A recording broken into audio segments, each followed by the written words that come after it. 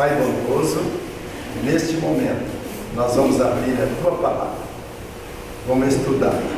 Abençoa o pastor Rafael, ilumina a mente dele para que ele possa transmitir aquilo que ele programou para esta noite. Que todos nós, ao sairmos daqui, possamos sair alimentados com a parte espiritual que será oferecida nesta noite também. Abençoe a todos. Em nome de Jesus, amém. Amém. Boa aula para vocês. Gente, estamos muito felizes por estar aqui com vocês. Perdão, semana passada eu demorei demais. Eu planejei aqui a aula de hoje para que fosse mais curta do que coubesse dentro do tempo. Bom, eu escrevi aqui no quadro as versões da Bíblia que são boas para se utilizar. Lembra que na semana passada a gente falou de 3 versões? Tá? Naquela mesa lá das Bíblias, a gente tem duas versões. Quando a gente fala de versão da Bíblia, não significa que é uma diferente. Significa que foram diferentes grupos de pessoas que fizeram a tradução e eles usavam regras diferentes de tradução. Essa Bíblia aqui, que tem esse símbolo, 2 peixes e um pão no meio, é o símbolo. Esse símbolo aqui é o logo da ARA, ok? ARA, Almeida Revista Atualizada, ok? Essa ela foi a mais difundida por muitos anos, tá? Ela continua sendo muito utilizada. Algumas dificuldades dela é que a gente tem uma linguagem bastante antiga, tá? Mas ela ainda é muito boa. Uma nova atualização dela, que agora a Sociedade Bíblica está produzindo e deixou de produzir essa, agora só produz essa, é a nova Almeida Atualizada, que troca as palavras que tem em desuso por palavras comuns agora. Okay? Essa vocês vão encontrar. Eu vi que alguém por aí já tem. A irmã Jane tem essa. NVI, que é a nova versão internacional, foi lançada em 2000, muito boa também. Tá? NTLH é essa aqui. Ela tem esse símbolo, que é uma cruz com 3 para cima e 3 laterais. Essa aqui. NTLH é nova tradução na linguagem de hoje. É um português falado assim como se falasse dentro de casa, um português bem simples, bem familiar. Você lê e você entende 100%. E a NVT é a nova versão transformadora. Essa aqui ela é boa também, mas ela já é considerada paráfrase, né? Ou seja, é tão simplificada que o texto original parece muito distante, mas a mensagem é a mesma, tá bom? Então eu só coloquei isso aqui só para relembrar a aula que a gente teve na semana passada. Hoje nós vamos falar sobre um tema que eu e o irmão Flores estivemos conversando e orando sobre isso. Eu escolhi o tema, daí como eu falei para ele, eu sabia que você ia escolher esse. Então é um tema que a gente acredita ser de Deus para vocês hoje, tá bom? Então oramos sobre isso. Muito bem, então nós vamos ver o tema, são 3 assuntos: fé, arrependimento e confissão. Uma das razões que veio na minha mente esse tema foi porque, dando domingo na semana passada, eu perguntei para uma pessoa e ela me disse assim: perguntei, você já parou para confessar os seus pecados para Deus? E ela falou: eu peço perdão em geral dos meus pecados, mas confessar o meu pecado, né, o que eu fiz durante o dia, não. Então, é uma coisa que nós precisamos viver, né? Fé, arrependimento e confissão. O que é fé? Né? Segundo lá em Hebreus, o livro de Hebreus, a gente vê algumas definições de fé, mas aqui umas palavras bem simples. A fé é a confiança em Deus e também é o meio pelo qual nós podemos ter salvação. Sem ela é impossível nós agradarmos a Deus. Sem ela é impossível que a salvação esteja conosco. Por isso, fé é essa confiança. Você não confia mais em você mesmo, não confia em outras coisas, outras pessoas, confia que Deus provê o que é necessário. Tá? Arrependimento é aquela tristeza que você sente quando você percebe que você fez algo errado e você diz para você mesmo: eu não devia ter feito dessa forma, eu não devia ter atuado assim, eu não devia ter falado assim com ela ou com ele. Né? Arrependimento é a tristeza por haver cometido o pecado, e junto com essa tristeza vem uma decisão de mudança. Isso é arrependimento. O arrependimento só é completo, só é verdadeiro, só é genuíno se, além da tristeza de ter feito algo errado, você toma uma decisão e faz diferente. Se não tem essa decisão de fazer diferente, então o arrependimento não é genuíno, ok? É só uma tristeza, melhor dito, remorso, né? Só remorso. Confissão é quando você reconhece, né, que você fez realmente algo errado. Em algumas circunstâncias, algumas coisas da vida, a gente se depara com pessoas que não reconhecem o erro, que preferem explicar como que os outros interferiram para que aquilo que ela fez acontecesse, como dizendo assim, a culpa é dos outros, não é minha. Lembra de Eva fazendo isso com Adão, quando Deus perguntou, e o que vocês fizeram? Né? Ela colocou, ao invés de dizer eu comi a fruta, ela disse, ela culpou a serpente, mesmo fez a gente não pode ter essa atitude. Então, nós temos que reconhecer o nosso pecado e pedir, né, perdão a Deus. Isso é um arrependimento. Agora vamos à Bíblia, tá? Vamos à Bíblia. A primeira pergunta: o que é fé e qual é a sua importância na vida cristã? Então, a primeira é Hebreus 11, 1 e 6. Olha, a fé é a certeza de coisas que se esperam, a convicção de fatos que se não veem. Olha só que interessante, né? Então, fé é certeza de que nós vamos receber aquelas coisas que nós esperamos. Por exemplo, todos aqui esperam a segunda volta de Jesus? Sim. Então, isso é fé. Você está esperando que isso aconteça em algum momento. Você tem a certeza de que isso vai acontecer e você somente espera, né? Aplicando para outros aspectos da vida, você tem um sonho, vamos dizer assim, de que um dia você vai ter um trabalho melhor. Você tem um sonho de que as coisas vão ir melhor para ti, vai ir melhor para a tua família, para as coisas que você tem gastado tempo. Isso é um tipo de fé. Quando está associado com Deus, então a nossa confiança já não é só um anelo, só um desejo, né? Senão que é fé que as coisas vão ser abençoadas. Os nossos planos serão abençoados por Deus, né? E o verso 6 diz assim: sem fé ninguém pode agradar a Deus. Ou em outra versão, sem fé é impossível agradar a Deus, né? Porque quem vai a Ele precisa crer que Ele existe e que recompensa os que procuram conhecê-lo melhor, né? Então é necessário que você se aproxime de Deus acreditando que Ele existe, sem duvidar, né? Um dos exemplos que aparecem no Novo Testamento é quando lembra aquele endemoniado que os discípulos não conseguiam tirar os demônios e ele tinha vindo pedir ajuda, né? Quando Jesus desceu da montanha, não era porque os discípulos não tinham poder, era porque o Pai não acreditava que eles poderiam fazer aquilo. Porque o Pai não acreditava que Jesus podia fazer aquilo. Então, somente quando ele pediu ajuda na minha falta ou na minha incredulidade, na minha falta de fé, aí Jesus pôde intervir. O Pai não se aproximou de Jesus como quem acredita. Então, essa deve ser a nossa atitude. Nós devemos aproximar-nos de Jesus como quem acredita. Não podemos dizer, Senhor, se tu quiser, tu podes fazer. Ótimo, tudo bem. Depende da vontade de Deus.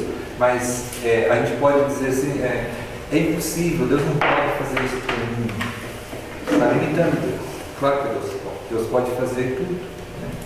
Então, eu não acredito que existem impossíveis para você.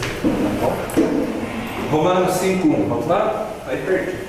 Um pouquinho para trás. Então, Romanos 5:1 diz assim: agora que fomos aceitos por Deus pela nossa fé nele, temos paz com Ele por meio do nosso Senhor Jesus Cristo, né? Então, como que nós somos aceitos? Como que nós somos justificados por Deus? Através do quê? Muito bem, a fé no sangue de Jesus, a fé em Cristo. Então, é a fé que nos faz pessoas aceitas perante Deus. Não é alguma coisa que você faça. Não tem nada nesse mundo que você possa fazer que te faça digno diante de Deus. Não existe. Não existe uma caridade, uma boa obra, não existe um sermão que você pregue, não existe nada que você faça que te faz digno diante de Deus. É a fé. Se a tua fé é verdadeira e te leva a viver de acordo com essa fé, então você agrada a Deus, então você é aceito por Deus. Só que é interessante que o texto diz que é essa fé que nos traz paz. Por que traz paz? Se você acredita em Cristo, Ele te perdoa. A culpa que vinha te incomodando por muito tempo, os temores e pesares da vida que te acompanham há muito tempo, eles já não ficam sobre ti. Então todo aquele peso vai embora. Porque Cristo leva sobre si as nossas cargas. Né? Tiago 2,26. Alguém que queira ler o texto, que leia em voz audível. Porque assim como o corpo sem o espírito está morto, assim também a fé sem obras é morta. Olha só, o corpo sem espírito está morto. Lembra que a forma da vida era o corpo que Deus tinha feito, daí ele deu o alento de vida, e aí apareceu o ser vivente, e aqui ele está comparando que a fé sem as obras ou sem as ações visíveis, ela é morta. Né? Então, se eu digo que tenho fé em Cristo, né, então a minha fé ela tem que se ver na prática, mas não de maneira intencional, de maneira natural. Entendeu? Quando você faz intencional é forçado, não é natural. Então você tem que pensar 2 vezes por que você está fazendo aquilo. Por exemplo, alguém te magoou e daí você sabe que você tem que perdoar, porque esse é o Evangelho de Cristo. Reconciliação, perdão, né? Os relacionamentos têm que estar em dia.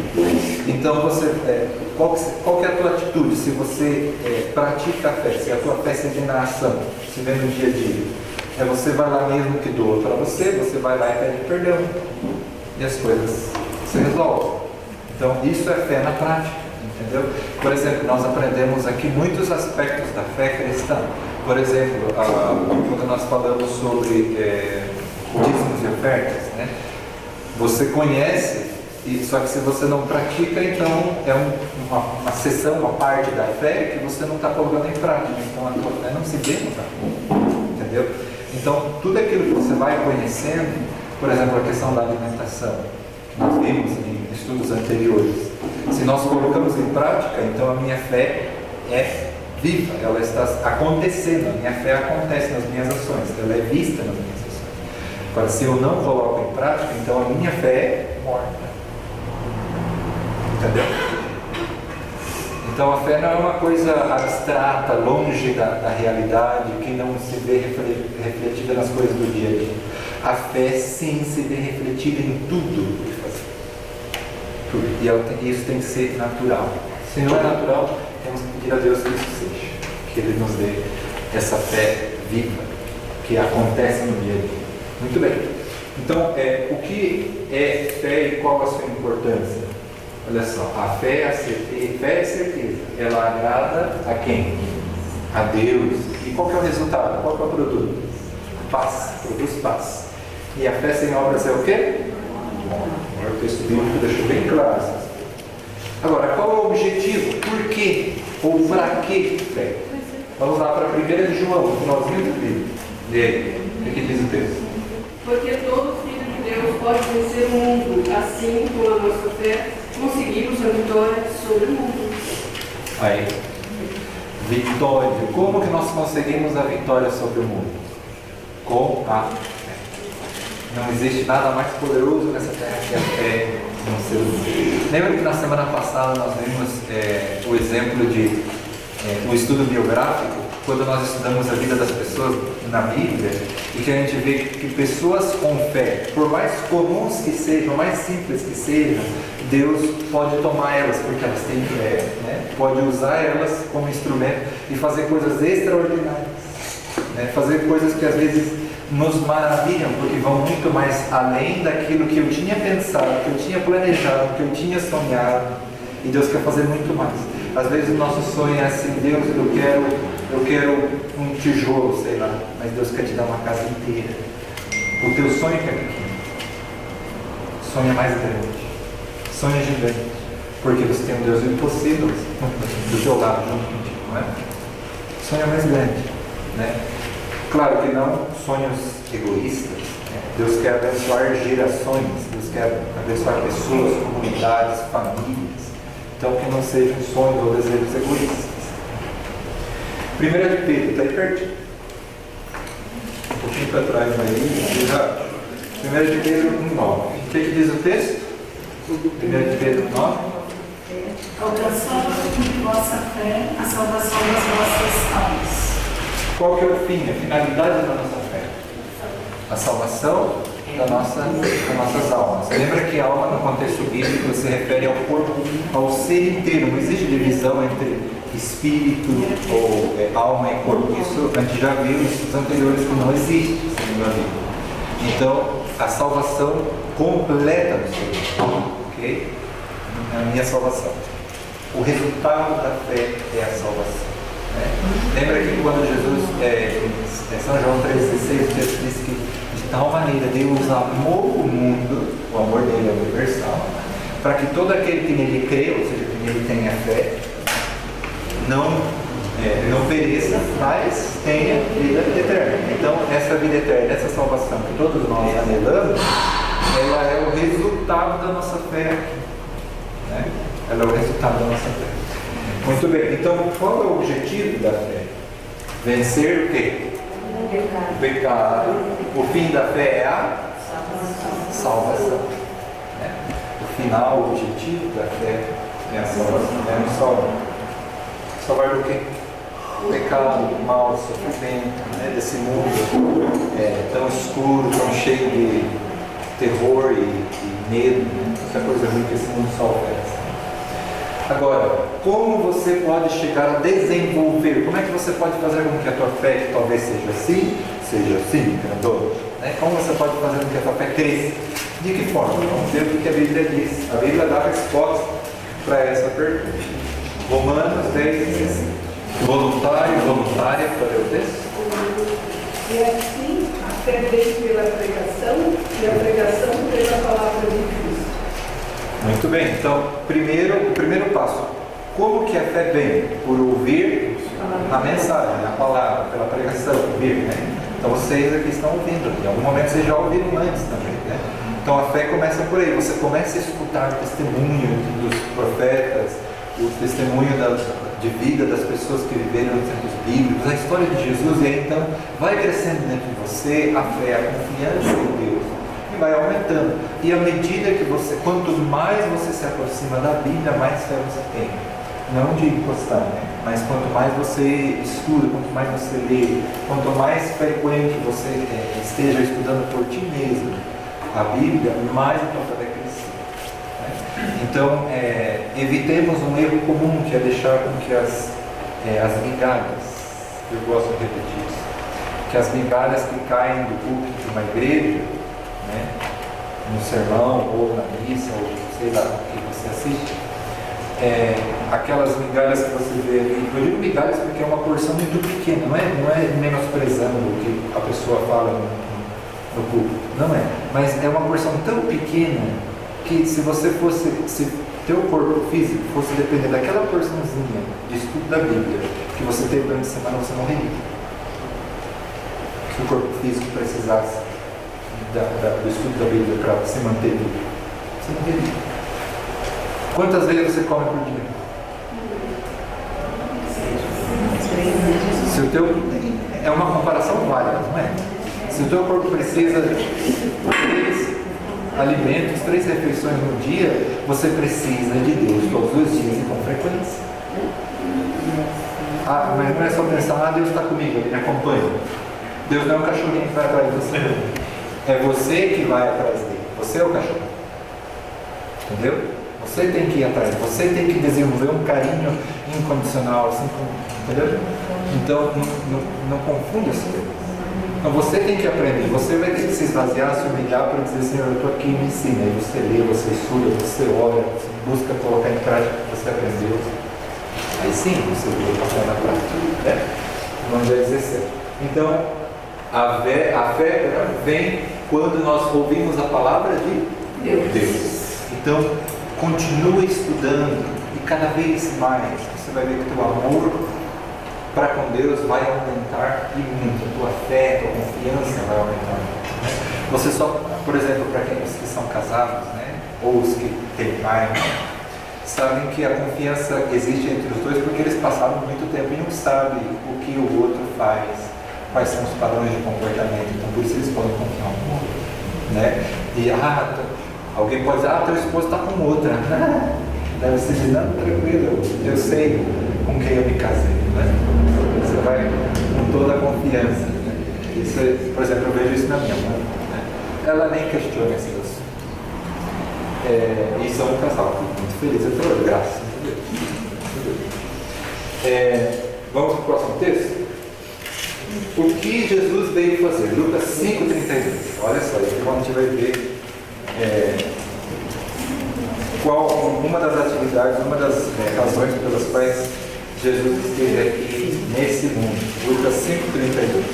O que diz aí na tua Bíblia? Eu não vim chamar os justos, mas sim os pecadores ao arrependimento. Olha só, então ele não veio chamar os bons, aqueles que todo mundo, nossa, essa pessoa é boa, né? A igreja está cheia de gente boa, a gente tem essa má concepção, né? Ah, mas eu sou tão pecador, eu não me encaixo lá no meio daquele povo, naquela igreja, né? Gente, essa é uma concepção errada, porque Cristo veio para quem? Para prostituta. Cristo veio para quem? O cobrador de impostos, que era o traidor da pátria. Cristo veio para quem? Para o aleijado, aquele lá que ninguém queria ver. Se hoje em dia a gente tem que ter lei para cuidar das pessoas que têm alguma necessidade especial, imagina que naquele tempo não existia lei, as pessoas eram abandonadas, eram deixadas, descuidadas. Entendeu? Então Jesus veio para essas pessoas, sabe? Se Jesus veio para uma pessoa pecadora, tal como a prostituta, e trouxe uma esperança de vida melhor para ela, que outra coisa você pode pensar? Que pecado Jesus não pode perdoar? Entendeu? Ele te aceita tal como você é, e Ele quer transformar você. Ele não vê, isso é interessante de Deus, e isso é o que você precisa colocar na cabeça. Ele não vê você como quem você é hoje, Ele vê você como quem você vai ser depois que você se deixar ser transformado por Ele. Isso que é ter esperança, né? Quando a gente olha para nós mesmos, outras pessoas, a gente diz, sempre tem jeito, né? Mas se a gente olhasse com os olhares de Deus, a gente veria muito diferente, né? Ele olharia sobre o teu futuro você. Como você seria no futuro, depois que você se deixasse ser transformado. Então, a intenção de Jesus, quando Ele veio, é chamar os pecadores ao quê? Arrependimento. Muito bem. Agora, o que nos leva ao arrependimento? O que nos leva ao arrependimento? Romanos, vamos lá de novo. Romanos 2, 4. Como desprezas a riqueza da sua bondade e tolerância e longanimidade, ignorando que a bondade de Deus é que te conduz ao arrependimento. Olha só que interessante. Esse texto parece uma mãe que está tentando fazer com que o filho tenha uma vida melhor, e o filho despreza os conselhos da mãe, despreza o que a mãe está falando. É bem parecido, né? Então, ou será que você, agora coloca esse você como se fosse você mesmo, tá bom? Coloca o teu nome ali e faz de conta que você está falando para você, tá bom? Ou será que você despreza a grande bondade e tolerância e a paciência de Deus? Será que você está desprezando? Você está desprezando a bondade de Deus por você? Está desprezando a tolerância e a paciência dele que Ele tem por você? Como que você despreza tudo isso? Deixando ele de lado. Deixando ele de lado, tendo reservas. Isso é uma forma de desprezar. Depois ali o texto continua. Você sabe muito bem que Ele é bom e que quer fazer que você mude de vida.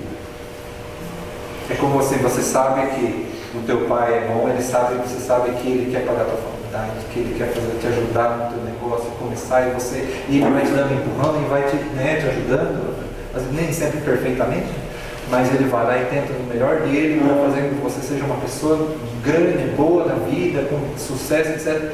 A mesma coisa faz Deus, só que perfeitamente, né? Ele não tem essas dificuldades que um pai que a gente tem aqui na Terra teve. Então ele vai com tudo de melhor dele para fazer com que você seja uma pessoa boa. Só que depende de ti para aceitar ser guiado, né? Deixar ser guiado. Se você não se deixa ser guiado e você quer tomar decisão sozinho, vai bater a cabeça na parede. Então, isso que nesse mundo nós não podemos crer que somos autossuficientes e que podemos viver sem fé e ter os resultados bons que nós queremos. Não existe outra forma. Nós precisamos de Cristo para ter uma vida melhor. Sem Ele, a vida vai ser cada vez pior. Agora, o que nos leva ao arrependimento? Como vocês completariam esse texto? Usa o texto aí que vocês estão lendo. Dá uma olhadinha. A bondade, a paciência, a tolerância. Qualquer um desses três nos leva ao arrependimento. Muito bem. Agora, o que faz o pecador arrependido? Nós vamos ver Salmo 38, 18. O que diz aí? Confesso que iniquidade, suporto tristeza por causa do meu pecado. Então, eu confesso as minhas maldades e os meus pecados. Por quê? O que ele faz contigo? Ele te deixa aflito, te causa só mal. Você não tem como ser feliz guardando, ocultando os pecados. É necessário confessar. É necessário. Somente depois da confissão é que você vai encontrar realmente paz. Não é necessário. O que o pecador arrependido faz? Confessa o pecado. Nós vamos ver mais para frente, no texto bíblico, que você tem situações que você precisa confessar. Não, todas as situações você precisa confessar para Deus, mas tem situações que a tua atitude errada afetou alguém, você necessita ir lá e confessar aquela pessoa que perdeu. Por exemplo, hoje a Mari, que é a secretária da igreja, ela reclamou assim: nossa, pastor, já desapareceu a chave do espaço gourmet da igreja. A chave que está no clavicular, que é a parte da frente. Aí eu pensei assim, eu peguei a chave de lá. Aí eu pensei dentro de mim, eu tenho que falar para ela. Eu demorei uns 10 minutos para tomar coragem lá para lá, e falei, Mari, eu fui lá, eu peguei a chave, mas eu devolvo. Ah não, não se preocupa não, eu te dou uma cópia. Daí eu falei, nossa, era bem mais fácil ter dito na hora, né? Eu esperei 10 minutos com aquele pensamento na cabeça assim.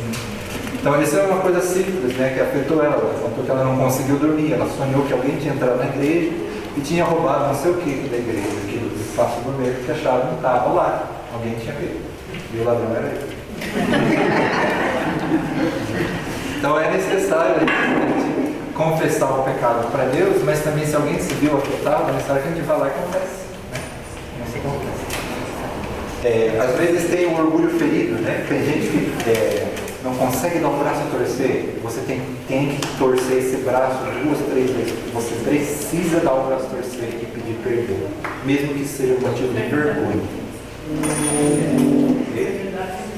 Agora, como que vocês completariam? Ele confessa os pecados. Salmos 32 e 51 falam sobre arrependimento. Se confessarmos nossos pecados, Jesus é fiel e justo para nos perdoar e purificar. 1 João 9. Paulo afirma que Jesus é o único mediador entre Deus e nós. Não existe ser humano que possa pedir perdão em meu lugar por Deus. Não existe ser humano que possa te dar o perdão.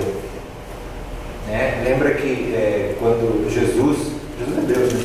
Jesus perdoou os pecados de alguém que estava enfermo por muito tempo. Os líderes religiosos da época falaram assim: falou blasfêmia, como é que só Deus pode perdoar pecados?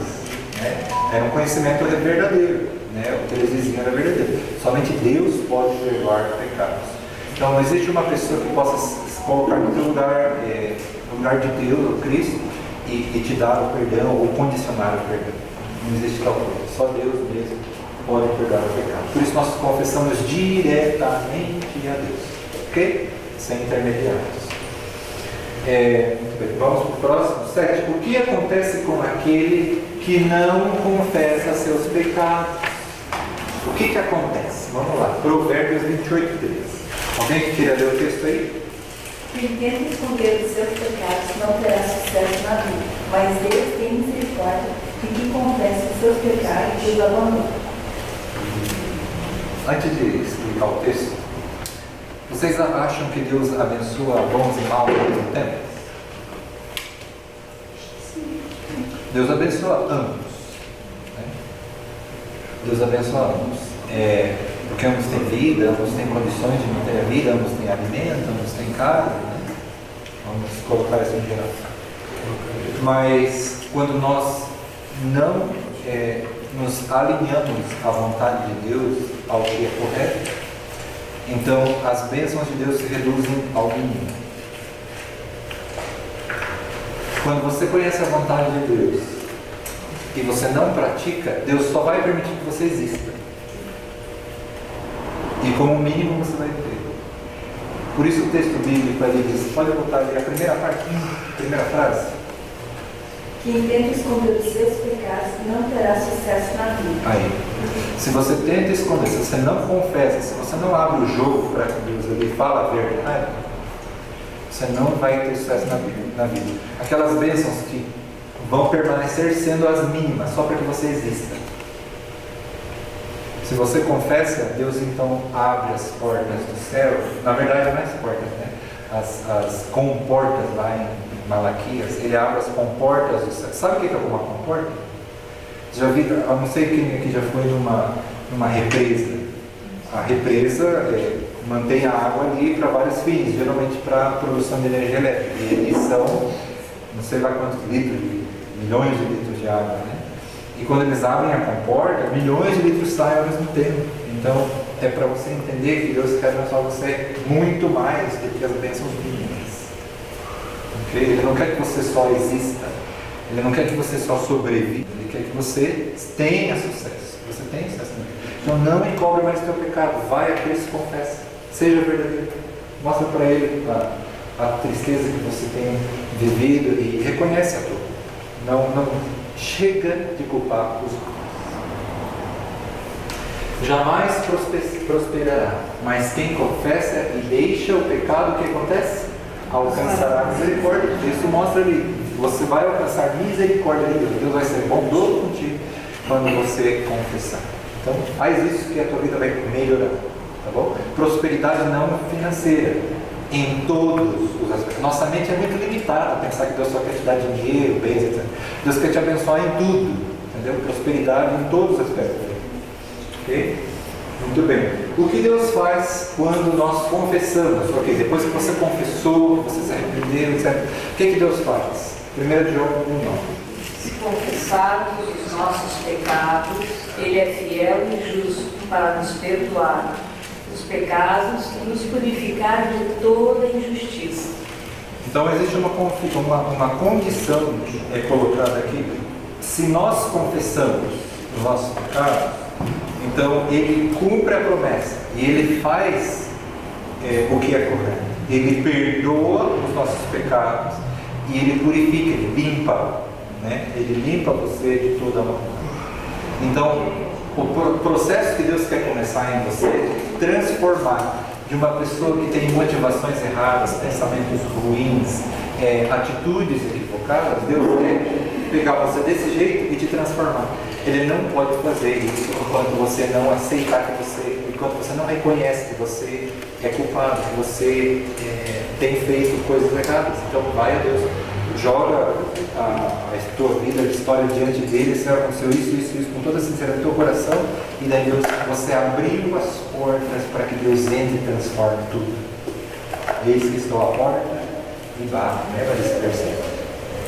Aquele que abrir, então ele entrará e vai ser com a gente, vai comer com a gente, vai passar tempo.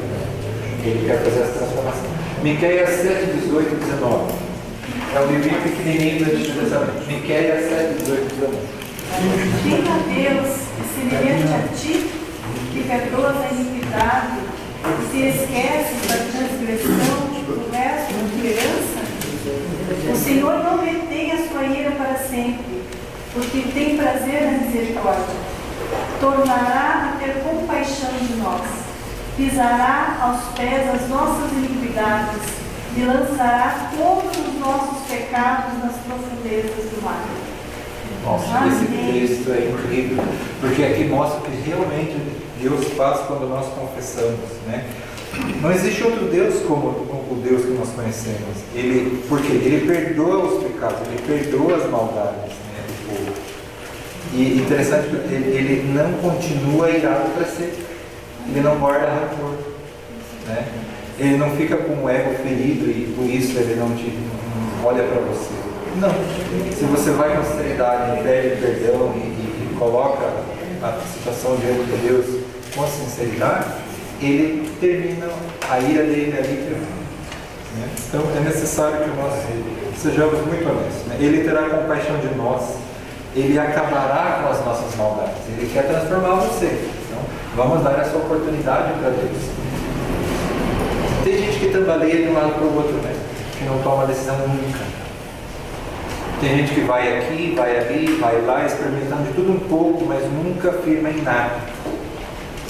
Então, não é esse tipo de crente que Deus precisa. Não é esse tipo de crente que vai vingar.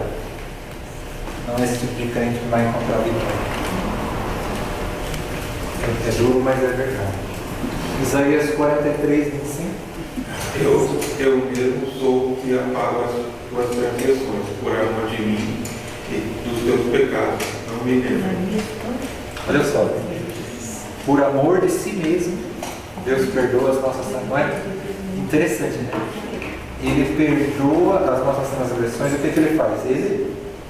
O que ele diz ali? Esquece. O versículo anterior diz que ele joga nas profundezas do mar. Pensa aí nas Fossas Marianas, quantos quilômetros de profundidade são.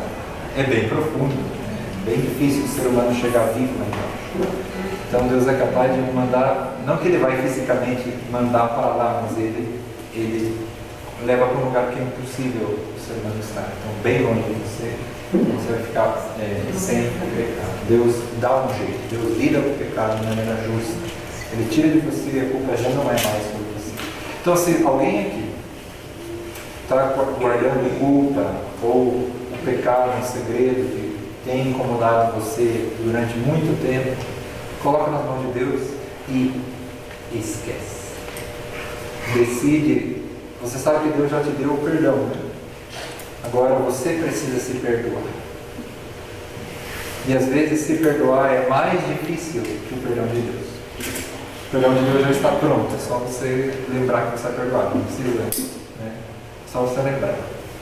Mas o teu perdão pode ser o mais difícil que você tem que procurar. Né? Então se perdoe. Se Deus te perdoou, por que você já se perdoa? Muito bem. Então, Ele nos perdoa e purifica. Né? O que Ele faz quando nós confessamos pecado? Nos perdoa e purifica. Lança os nossos pecados aonde? Nas profundezas do mar. Né? Dá um fim. Muito bem. O que Deus espera de nós hoje? Hoje. Terça-feira. O que Ele está esperando de ti hoje? Isaías 55, 7. Aí pergunta. Sim. Que as pessoas perversas mudem a sua maneira de viver e abandonem os seus maus pensamentos. Voltem para o Senhor nosso Deus, pois Ele tem compaixão e perdoa completamente. Você se considera uma pessoa malvada? Se você disser que não, você está se enganando. Porque todos somos malvados. Todos temos mal em nós. O nosso coração é mais enganoso que tudo a Deus. Então não se classifique como uma pessoa boa. Sabe por que a gente se classifica como uma pessoa boa? Porque a gente olha para as coisas ruins que as outras pessoas fazem. Eu não fumo, eu não bebo, eu não mato, eu não roubo, etc, etc, etc. Ah, isso não está bom.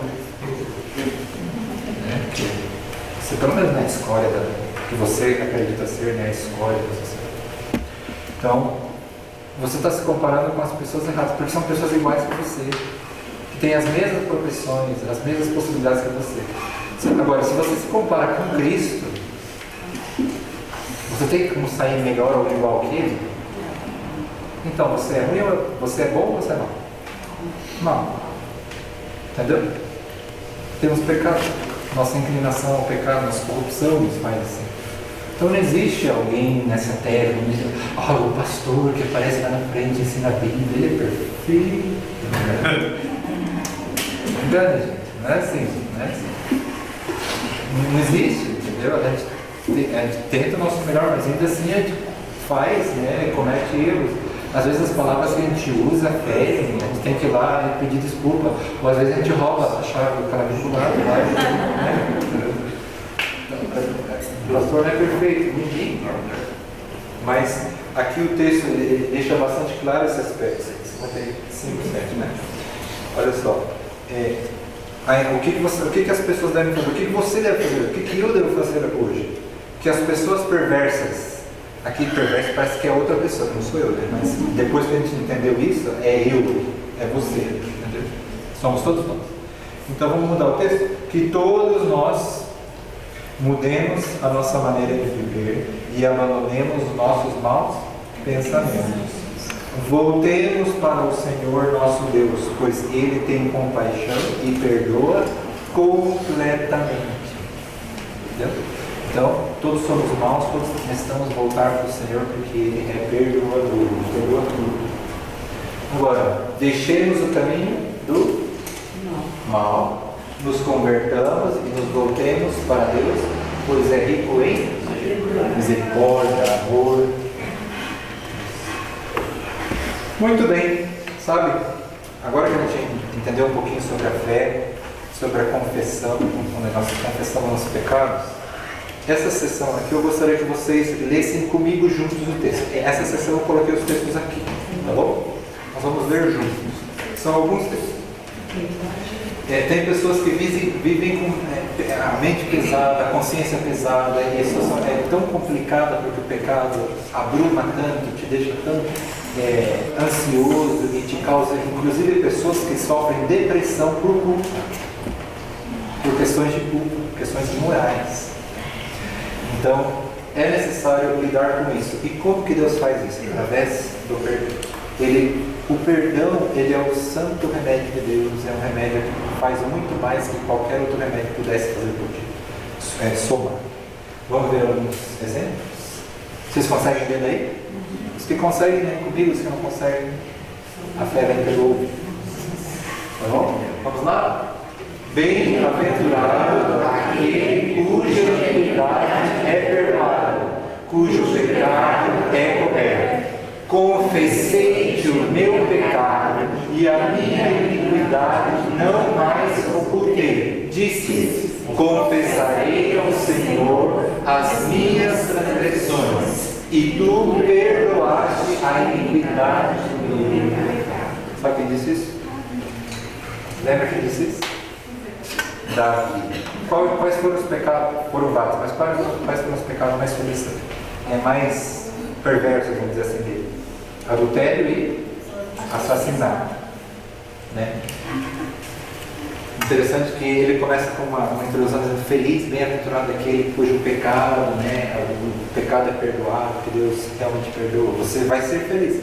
E ele coloca o próprio testemunho, a própria experiência da vida dele. Ele confessou o pecado que ele tinha cometido, ele deixou de ocultar de Deus, ou tratar de se justificar, né?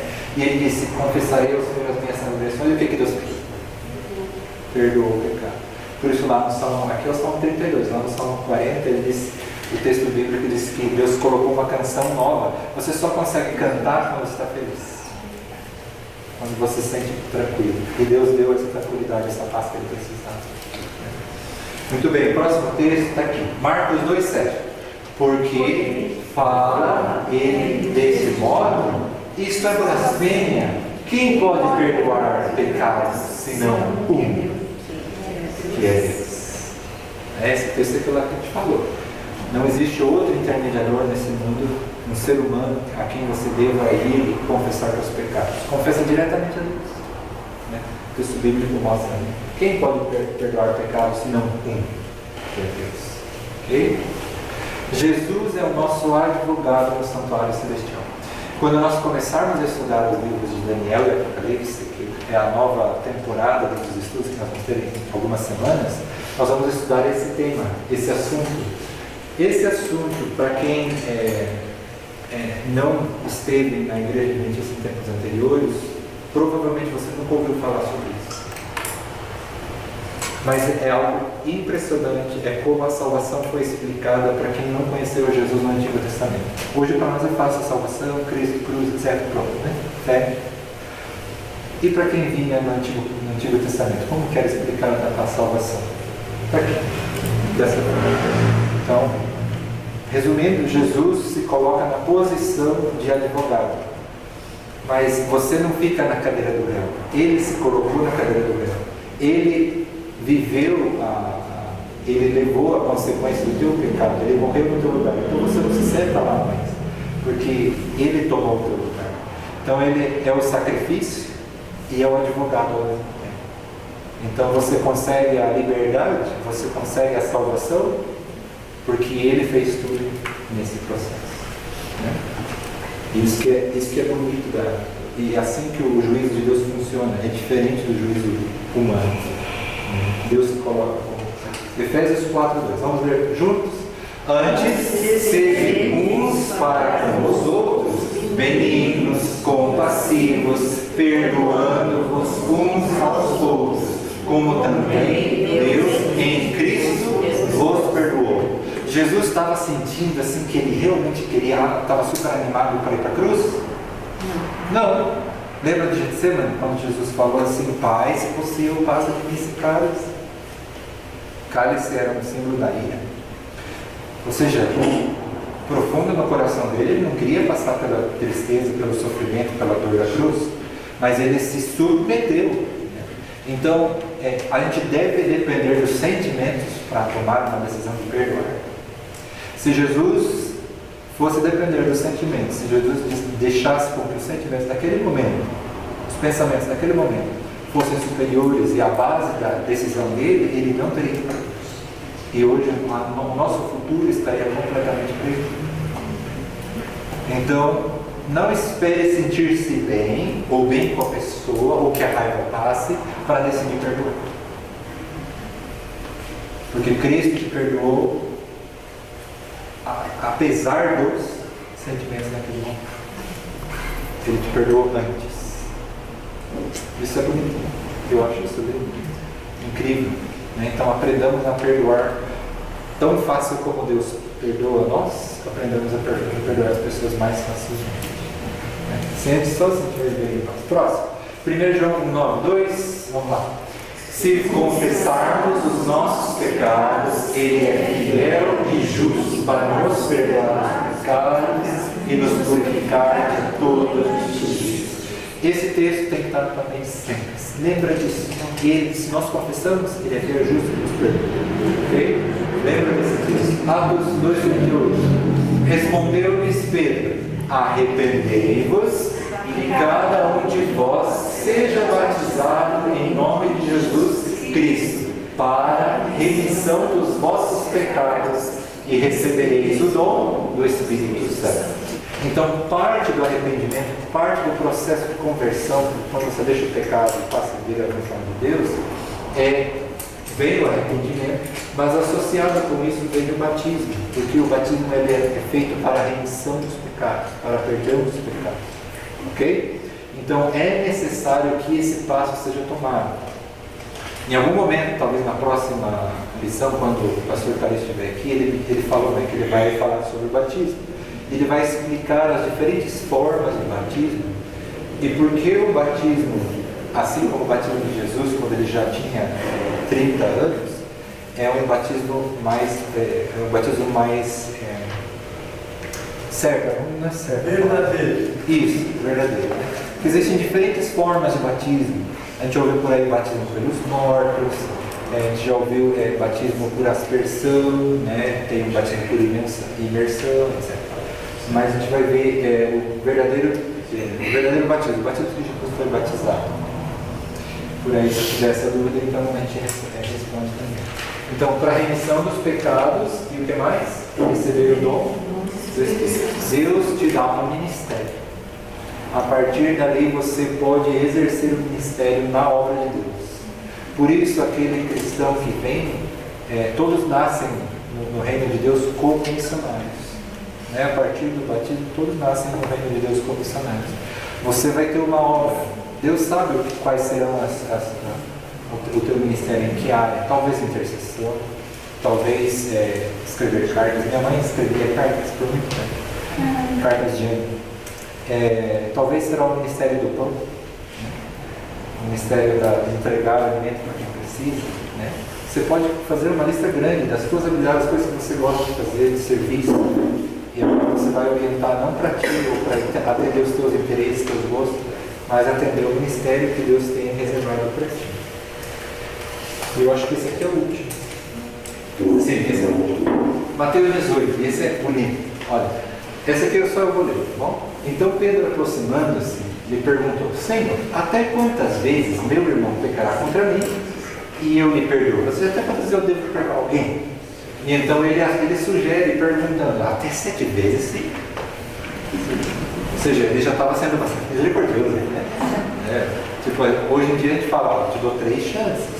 A terceira, lembra na escola? A terceira expulsão. Era assim, né? Ele ainda já estava sendo bastante misericordioso, disse que era filho do trovão. E daí, depois Jesus responde Jesus: não, te digo que até 7 vezes, mas até 70 vezes 7. 490.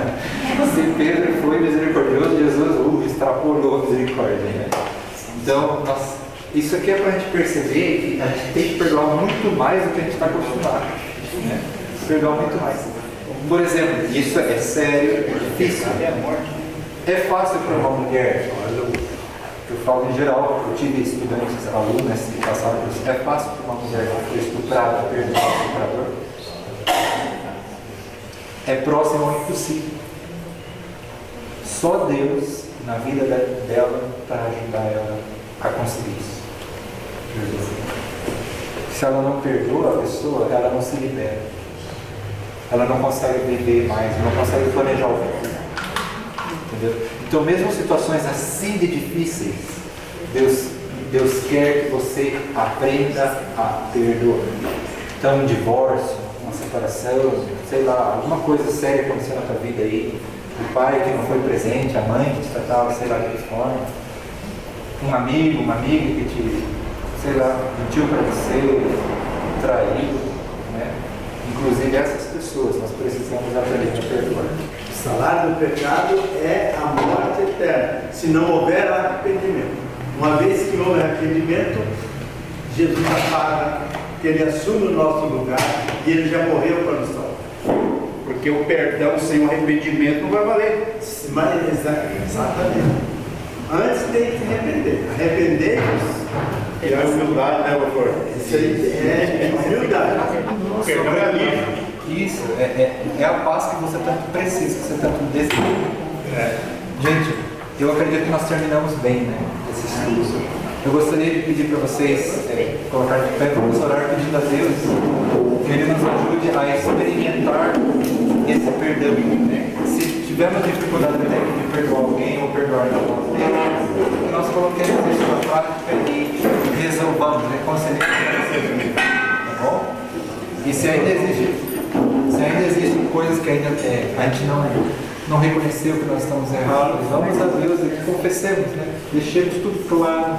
E a partir você vai saber, você vai perceber que depois dessa oração de confessão, que você coloca tudo diante de Deus, tudo em pratos limpos, coloca os pingos nos livros, você vai sair aliviado, porque a culpa saiu deles. Tem uma frase que diz, né? Errar é humano, mas perdoar é divino. Não é mentira. Vamos orar? Pai que estás nos céus, nós te agradecemos, Senhor, porque encontramos a Tua palavra, uma mensagem tão bonita do perdão. Senhor, obrigado, porque mesmo antes, quando nós ainda éramos pecadores, o Senhor já decidiu, por amor a nós, perdoar-nos. Santo Deus, e aqui estamos com o nosso coração desejoso de receber esse perdão. No nosso coração, nas nossas histórias, existem tantas coisas que aconteceram, e nós queremos colocar tudo isso diante de Ti.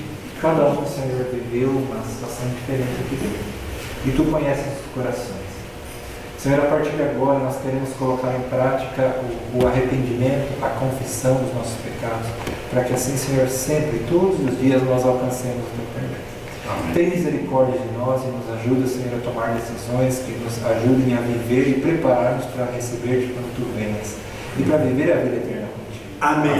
Em nome do Teu Filho amado Jesus, pedimos e já agradecemos pelas bênçãos que vamos receber em resposta aos pedidos que fazemos nesta oração. E em nome do Filho, teu Filho amado Jesus, pedimos. Amém. Amém.